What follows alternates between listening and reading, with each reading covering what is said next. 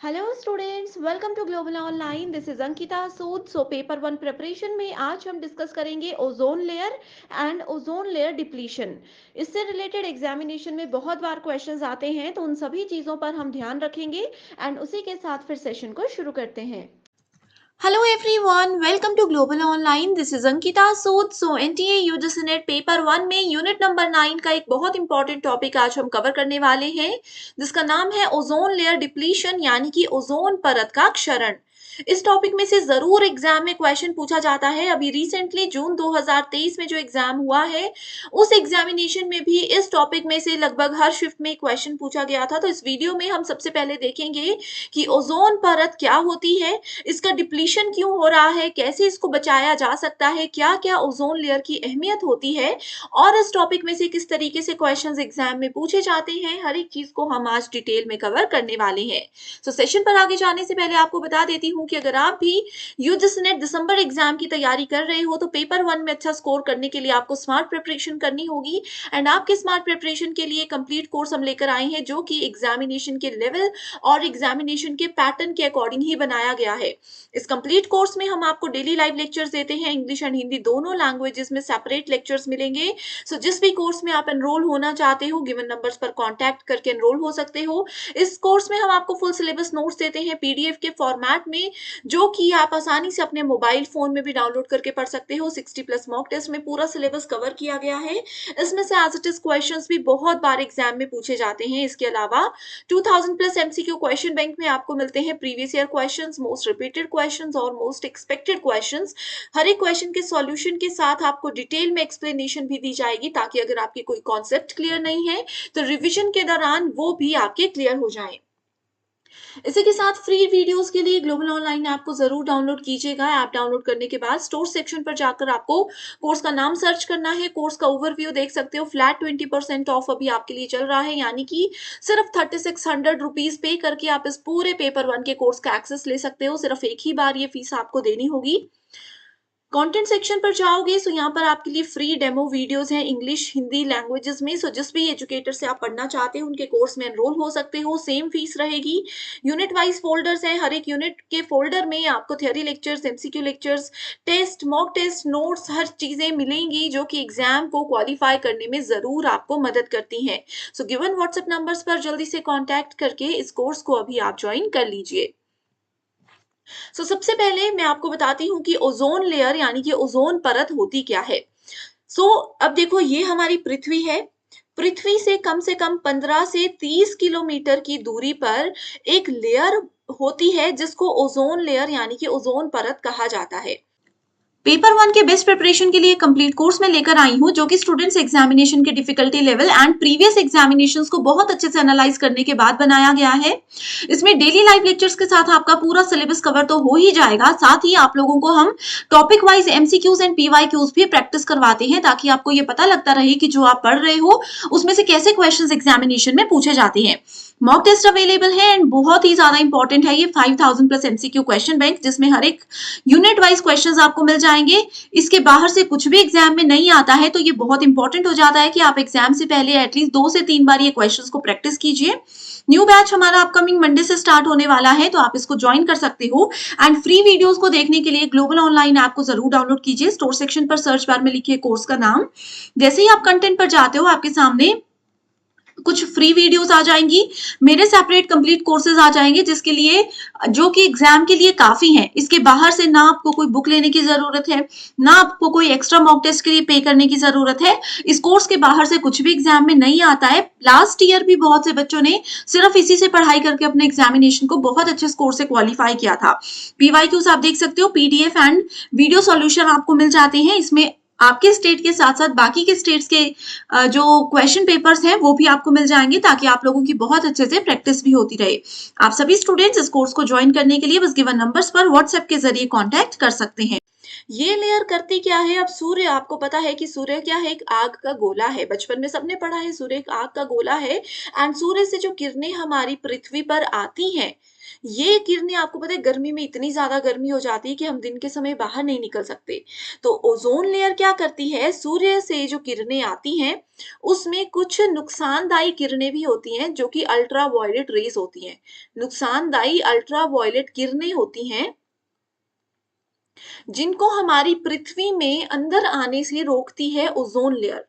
अब आप बोलोगे कि सूर्य की किरणें तो हमारी पृथ्वी पर आती ही हैं, तो ओज़ोन लेयर क्या कर रही है? तो देखो, कुछ किरणें हमारी पृथ्वी पर आती हैं, जितनी हमारी पृथ्वी में रह रहे इंसानों, जीव-जंतुओं, पेड़-पौधों के लिए ज़रूरी हैं।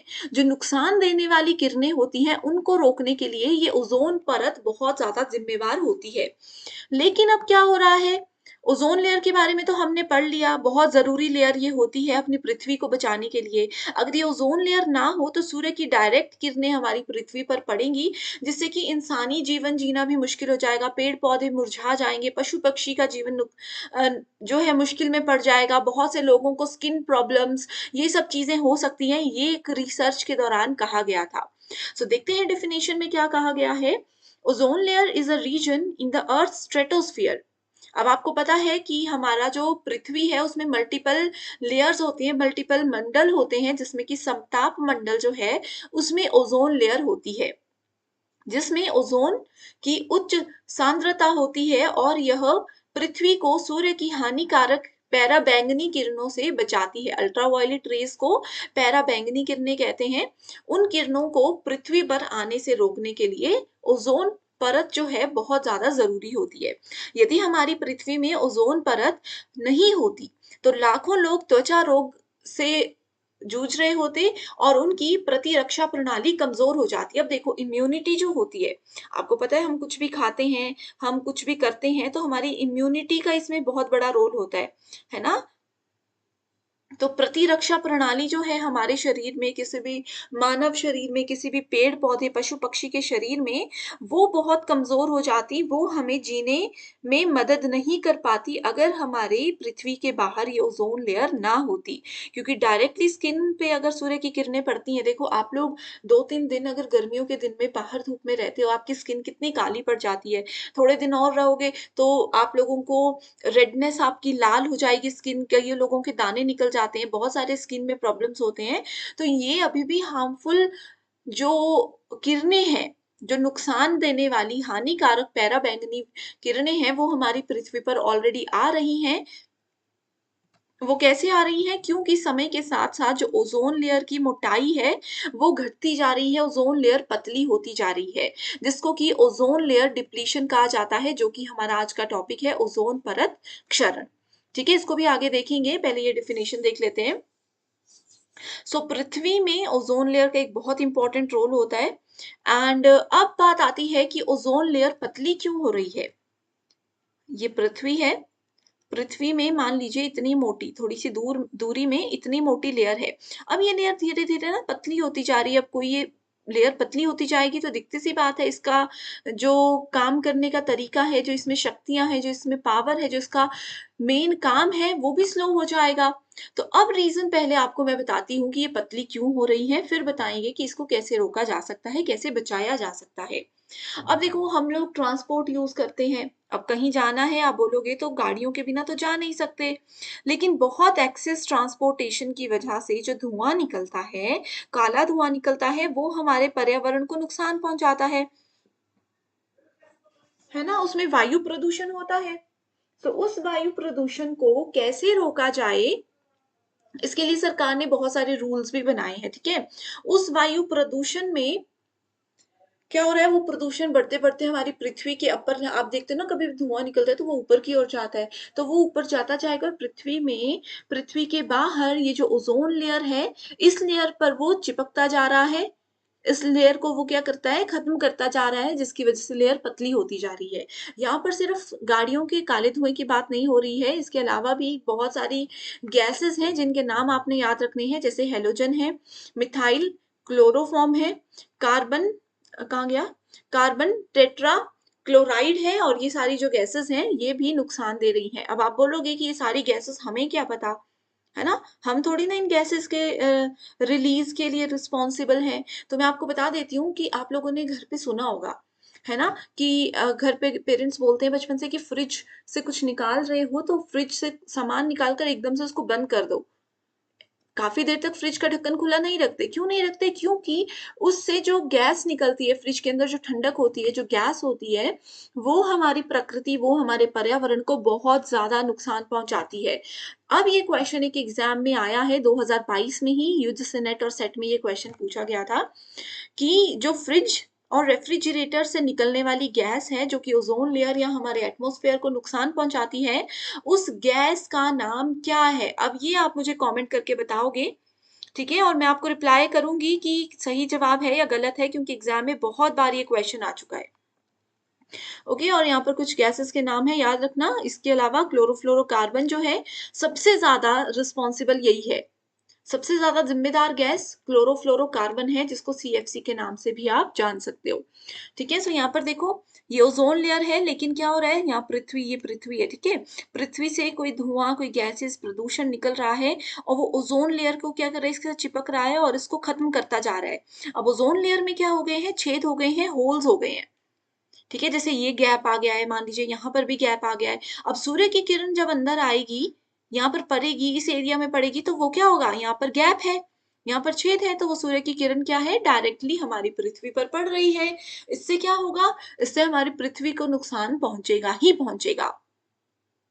सो इसके लिए देखो, सबसे ज़्यादा रिस्पॉन्सिबल कौन है, क्लोरोफ्लोरोकार्बन है, उसके बाद ओज़ोन है, ऑक्सीजन, क्लोरीन मोनोऑक्साइड, ये थोड़े-थोड़े से नाम याद रख लीजिए। एक चीज़ और एग्ज़ाम में पूछी जाती है कि ओज़ोन लेयर कहाँ पर होती है? तो ये स्ट्रेटोस्फियर में होती है, ठीक है? स्ट्रेटोस्फियर मैंने आपको क्या बताया? समताप मंडल। तो ये आप लोगों को याद रखना है। ओज़ोन लेयर कम होती जा रही है मानवीय गतिविधियों से। लास्ट लेक्चर में हमने एंथ्रोपोजेनिक एक्टिविटीज़ पढ़ा था, मानव जनित गतिविधियाँ पढ़ी थी, जो कि पर्यावरण को नुकसान पहुँचा रही है। बहुत से मानव ऐसे हैं, हम लोग भी ऐसे हैं जो कि ज जानबूझकर या फिर अनजाने में पृथ्वी को नुकसान पहुँचा रहे हैं, वो सब चीज़ें हम देख चुके हैं ऑलरेडी, ठीक है? तो उनकी वजह से भी ओज़ोन लेयर पतली होती जा रही है, तो अभी ओज़ोन लेयर को बचाने के लिए गवर्नमेंट ने बहुत से इनिशिएटिव्स लिए हैं, जैसे जो गाड़ियाँ काला धुआँ छोड़ती हैं, उन गाड़ियों को एक वार्निंग दी जाती है कि आप इसको सही करवा दीजिए और दूसरी वार्निंग ये होती है कि फिर आपकी गाड़ी ही बैन हो जाएगी। अब तो वैसे भी ये गाड़ियाँ बैन हो चुकी हैं, डीज़ल कार्स जो गंदा धुआँ छोड़ती थी, वो कार्स आना अभी कम हो चुकी हैं, है ना? सो ओज़ोन लेयर डिप्लीशन के ये सब कारण होते हैं जिसको बचाया गया है, जिसको कंट्रोल किया जा रहा है गवर्नमेंट के द्वारा। अब एक और चीज़ आती है, गवर्नमेंट ने एक प्रोटोकॉल बनाया है अ, ओके, इसको आप लोग देख सकते हो कि गवर्नमेंट ने एक प्रोटोकॉल बनाया हुआ है, जिस प्रोटोकॉल का मतलब होता है रूल, एक नियम, ठीक है? एक कमेटी सी, जिसको हम सिंपल लैंग्वेज में बता सकते हैं आपको समझाने के लिए। इस प्रोटोकॉल का नाम है मॉन्ट्रियल प्रोटोकॉल। आप में से बहुत सारे स्टूडेंट्स ने ये पढ़ा भी होगा, नहीं पढ़ा है तो कमेंट करके बताइए। मैं इस पे शॉर्ट वीडियो फटाफट से लेकर आऊँगी कि 10 मिनट में आपके सारे कॉन्सेप्ट क्लियर हो जाएँ। सो मॉन्ट्रियल प्रोटोकॉल बनाया गया था ओज़ोन लेयर को बचाने के लिए, ठीक है? ओज़ोन लेयर को बचाने के लिए बहुत सारी कंट्रीज़ ने ये प्रोटोकॉल बनाया, इसमें सभी ने अपनी भागीदारी दिखाई और सबने कुछ डिसीज़न लिए कि अपने-अपने देश में हम ये रूल चलाते हैं कि इससे ही हम अपनी ओज़ोन लेयर को बचा सकते हैं। ओके, सो मॉन्ट्रियल के बारे में हम डिटेल में फिर पढ़ेंगे, कमेंट करके ज़रूर बताइएगा। कुछ गैसेज़ हैं देखो, जैसे मैंने बताया रेफ्रिजरेटर हम यूज़ करते हैं, एसी यूज़ करते हैं। बोला जाता है ना कि एसी यूज़ कर रहे हो तो दरवाज़े खुले नहीं रखने चाहिए क्योंकि उससे जो हवा जाती है, जो गैस वहाँ से रिलीज़ होती है, वो पृथ्वी को नुकसान पहुँचाती है। तो ये सब क्लोरोफ्लोरोकार्बन की गैसेज़ को रिलीज़ करता है। ड्राई क्लीनिंग जो करते हैं, उसमें जो एजेंट्स होते हैं, पाउडर्स वगैरह होते हैं, केमिकल्स होते हैं, वो भी क्लोरोफ्लोरोकार्बन होते हैं। उसके बाद आग बुझाने वाले जो फायर एक्सटिंग्विशर्स होते हैं, उसमें हैलोन्स होते हैं, ठीक है? कार्बन टेट्राक्लोराइड, फायर एक्सटिंग्विशर्स और सॉल्वेंट्स में ये चीज़ें होती हैं। एसी वगैरह में देखो, क्या होता है, हाइड्रोफ्लोरोकार्बन्स होते हैं। सबसे ज़्यादा क्लोरोफ्लोरोकार्बन, जो कि एसी, रेफ्रिजरेटर, फ्रिज, इन सब जगह से रिलीज़ किया जाता है। Okay, so I hope students ये टॉपिक आपको बिल्कुल क्लियर हो चुका है। अगर ये वीडियो पसंद आई है तो मुझे ज़रूर कमेंट करके बताइएगा। कोई भी डाउट हो तो भी आप मुझसे कमेंट करके पूछ सकते हो, एंड कोर्सेज़ को जॉइन करने के लिए गिवन व्हाट्सएप नंबर्स पर जल्दी से आप कॉन्टैक्ट कर लीजिए। So thank you so much for watching this video, and I wish you all the very